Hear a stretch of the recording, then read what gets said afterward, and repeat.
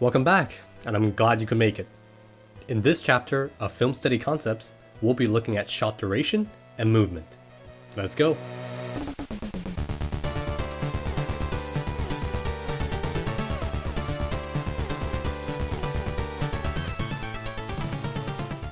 Shot duration simply refers to the temporal length of any given shot in a film.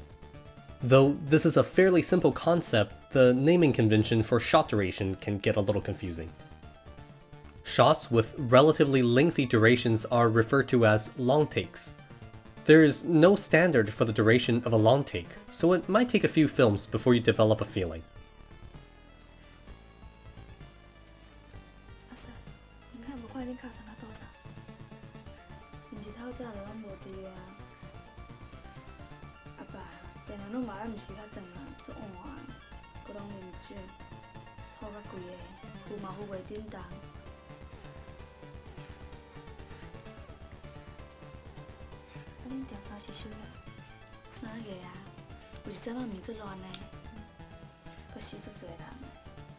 One trick to spotting a long take is seeing if a shot contains multiple actions or story elements.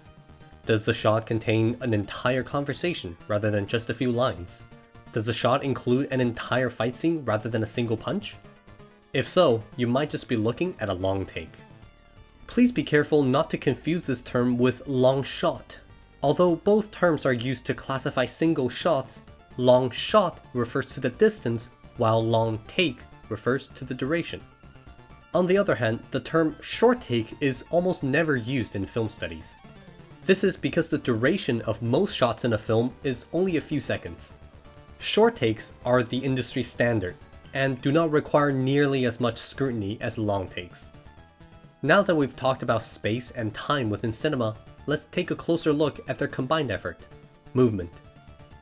Within a film, the perspective of the spectator is usually changed via the cutting and pasting of different shot angles in a process called editing. However, the spectator's perspective can also change when the camera itself moves during a shot. Let's start simple. The pan is where the camera pivots left or right while remaining physically stationary.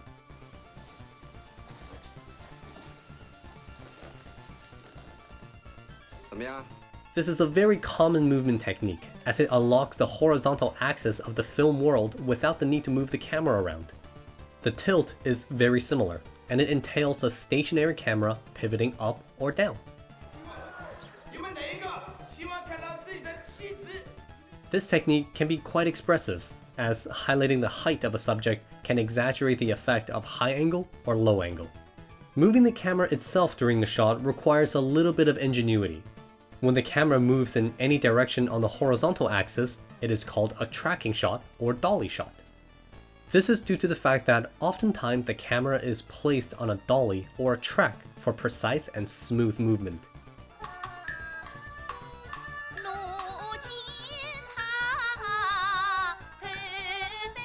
By physically moving through space, tracking shots are great at enhancing the sense of depth felt by the spectator. What if the camera wants to move physically through the vertical axis? That's where the crane shot comes in.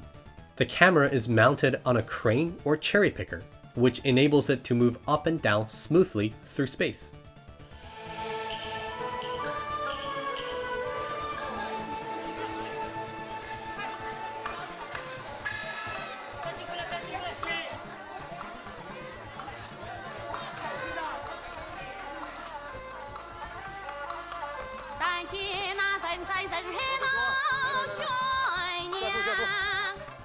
Specialized equipment has been invented that allows the camera to move vertically and horizontally at the same time.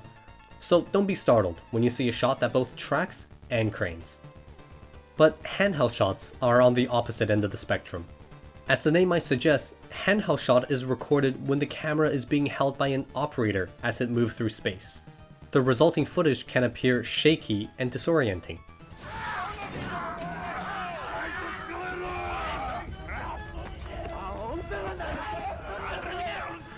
Handheld shots are often used to create a heightened sense of realism, as it suggests a lack of intervention between camera and subject.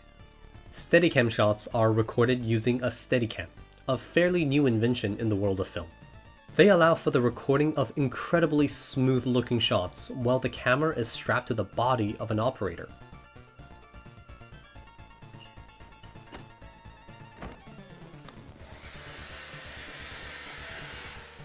While Steadicam shots are fundamentally similar to handheld shots, both requiring an operator to physically move with the camera, the effect they create could not be more different.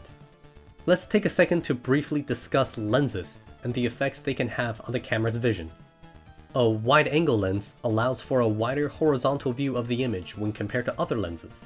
In return, objects in the distance appear smaller as the distance between objects in the foreground and background is exaggerated.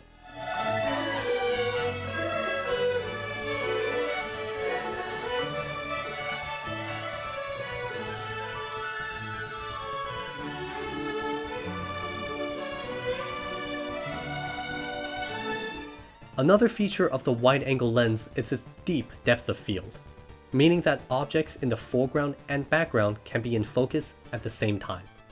A telephoto lens, on the other hand, makes distance objects appear larger, like a telescope. As a result, the horizontal view of the image is more narrow, opposite of the wide-angle lens. The distance between foreground and background is diminished, and the entire image looks kind of smushed together. 祝贺！好，谢谢啊。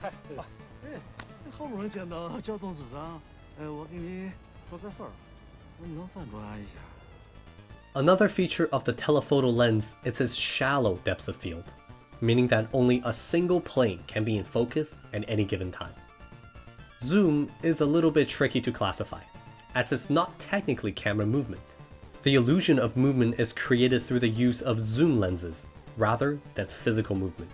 A zoom lens allows for the shot to go from wide angle to telephoto, and the perception to go from far to near.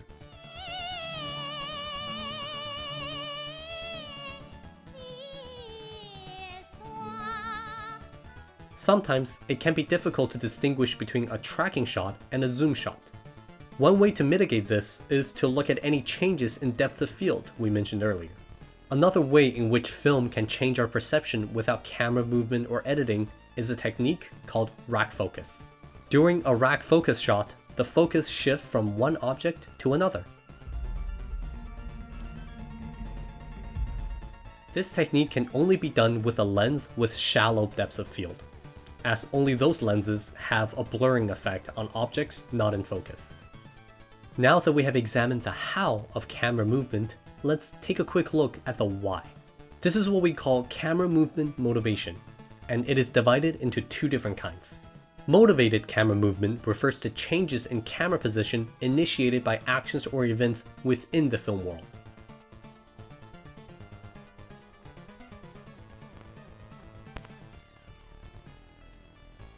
If the camera moves in an attempt to keep things in view, the movement can be considered motivated. Unmotivated camera movement is not quite the opposite of its counterpart. It simply refers to movements that is not dictated by events within the film world.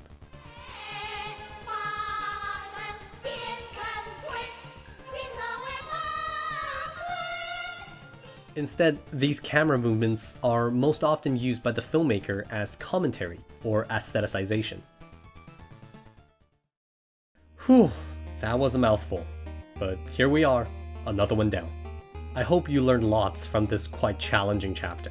If you have any questions, please feel free to contact me or your instructor. I hope you have a wonderful day, and I'll see you in the next chapter.